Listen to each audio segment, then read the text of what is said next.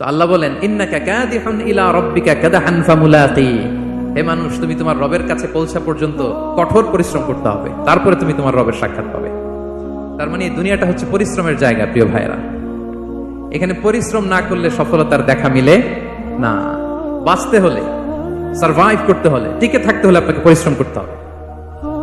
এই পৃথিবীতে কেউ কাউকে জায়গা করে দেয় না, এখানে জায়গা করে নিতে হয়। ঠিক কিনা বলেন? আপনি যদি পরিশ্রম করেন, পরিশ্রমে যে ঘাম ঝরে শরীর থেকে, পরিশ্রমের ঘামে জন্ম নেয় সফলতার বীজ। আপনি যখন হাড় ভাঙ্গা পরিশ্রম করবেন, এই পরিশ্রমে যে লোনা পানি বেরোবে, যে ঘাম বেরোবে, এই ঘামেই জন্ম নেয় সফলতার বীজ। এবং সফলতার কোনো শর্টকাট হয় না প্রিয় ভাইরা। অনেকে অল্পতে সফল হতে চায়, শর্টকাট খুঁজে, আছে না নাই?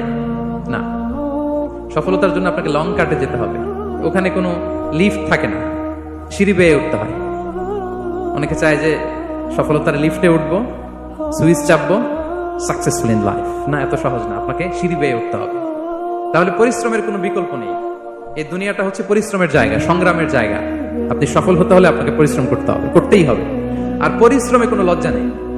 আমি বিভিন্ন আমার আলোচনায় বলি, কাজে লজ্জা নেই। কিসে লজ্জা নেই?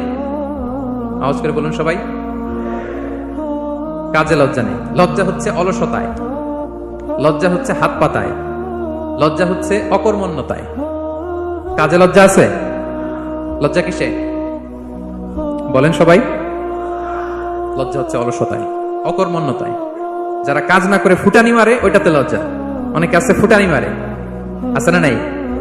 কাজ করে না, সব ফুটানি, এই ফুটানিতে লজ্জা। কিন্তু পরিশ্রমে কোনো লজ্জা নেই।